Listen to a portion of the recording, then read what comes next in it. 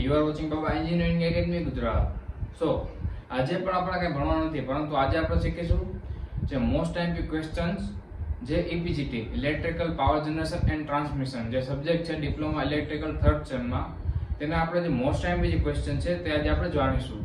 તો આપણે વધારે ટાઈમ ન લો તો આપણે સીધા આપણે જઈએ ડેસ્કટોપ સ્ક્રીન ઉપર. તો ચાલો આજનું લેક્ચર શરૂ કરીએ. સૌપ્રથમ આપણે જઈએ વર્કશીટ ઉપર. તો આજે આપણે જે ક્વેશ્ચન જે છે તે મોસ્ટ ટાઈમ ક્વેશ્ચન છે ફોર જીટીયુ એક્ઝામ. તો સ્ટાર્ટ કરીએ આજનું આપણે સૌપ્રથમ. તો સૌથી જે આપણો જે પહેલો ક્વેશ્ચન જે છે એ છે ચેન રિએક્શન સમજાવો.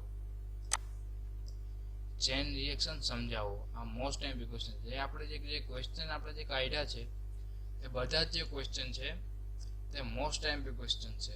આપણે લાસ્ટ થોડાક યર્સનું એનાલિટિક્સ કર્યું છે. આના પછી આપણે જે ક્વેશ્ચન જે છે તે કાઢ્યા છે. આના પછી જે છે તે ન્યુક્લિયર ફિઝન અને ફ્યુઝન સમજાવો. આ પણ ઘણીવાર પેપરમાં પૂછવામાં આવે છે, ન્યુક્લિયર ફિઝન અને ફ્યુઝન સમજાવો. આના પછી થર્ડ છે થર્મલ પાવર પ્લાન્ટની અલગ અલગ સાયકલના નામ લખો. આ તો મોસ્ટ ટાઈમ ક્વેશ્ચન છે. થર્મલ પાવર પ્લાન્ટનું લાઇન ડાયાગ્રામ અને તેની અલગ અલગ સાયકલના નામ, તેના ભાગોના નામ પૂછવામાં આવે જ છે. આના પછી જે ફોર્થ છે હાઇડ્રો પાવર પ્લાન્ટના કોઈ પણ 6 ભાગોના નામ. હાઇડ્રો પાવર પ્લાન્ટના 6 ભાગોના નામ, પછી ડાયાગ્રામ અલગ અલગ રીતે પૂછી શકે છે, એટલે આખું કરી નખાય.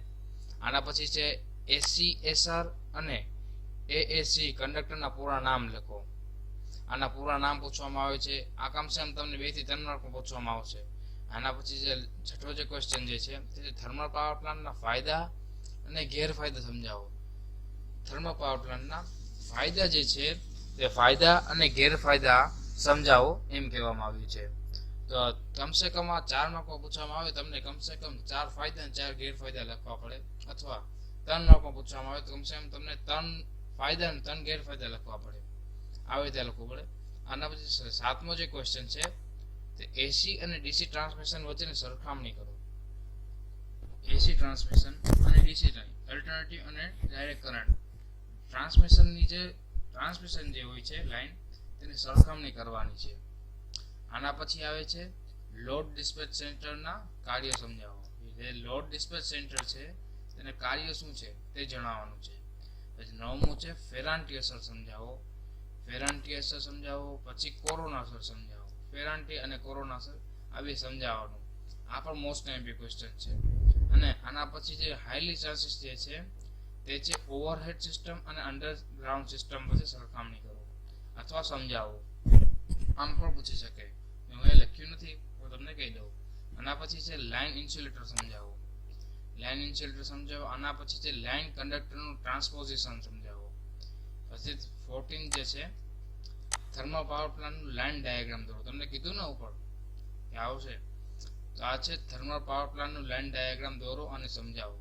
આના પછી આવે છે હાઇડ્રો પાવર પ્લાન્ટનું લાઇન ડાયાગ્રામ દોરો અને સમજાવો. આના પછી 16મું જે છે ન્યુક્લિયર પાવર પ્લાન્ટનું લાઇન ડાયાગ્રામ દોરો અને સમજાવો. મેં તમને જેવી રીતે કીધું આ ત્રણેયનું આવ્યું ને.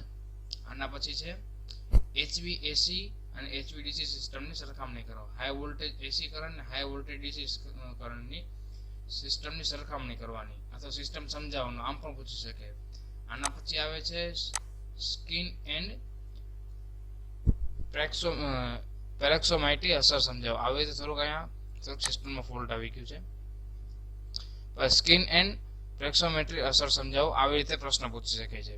તો આજે 18 જે ક્વેશ્ચન જે છે 18 ક્વેશ્ચન તમે કરીને જાશો તો હું તમને કહી દઉં કે તમે આ ક્વેશ્ચન કર્યા વગર નહીં જાઓ તો તમારા આ ક્વેશ્ચન તમારે પેપરમાં પૂછવામાં આવશે જ.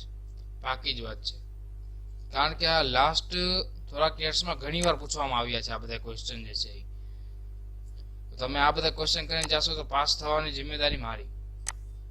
તો તમને આ બધા જો તમને મજા આવી હોય ક્વેશ્ચન્સમાં અને વિડીયો જોવા મજા આવી હોય તો હમણાં મારી ચેનલ સબસ્ક્રાઇબ કરો.